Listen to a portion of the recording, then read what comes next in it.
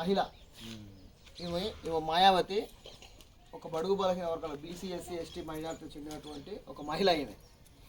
ఇవే ఈ దేశంలో అతిపెద్ద రాష్ట్రమైన రాష్ట్రం ఏ రాష్ట్రం అంటే ఈ భారతదేశంలో ఉత్తరప్రదేశ్ అని అంటారు. ఉత్తరప్రదేశ్ అంటారు. ఈ ఉత్తరప్రదేశ్కు సంబంధించి 4 సార్లు ముఖ్యమంత్రి చేసింది ఒక మహిళ. వీళ్ళ నాన్న పోస్ట్ ఆఫీస్లో పనిచేస్తారు. వీళ్ళ నాన్న పేద కుటుంబం, ఒక దారిద్ర రేఖ. అంటే చాలా ఈరోజు పనిచేస్తే గడిచిపోయే కుటుంబం నుంచి వచ్చినటువంటి మహిళ. అలాంటి కుటుంబం నుంచి వచ్చి 4 సార్లు మాయావతి 4 సార్లు ముఖ్యమంత్రి చేశారు రాష్ట్రానికి. చేసి ఈ దేశానికి ఆదర్శంగా నిలిచింది మహిళలకు. కాబట్టి ఈమె నాయకత్వంలో ఇప్పుడు మేము పనిచేసేది.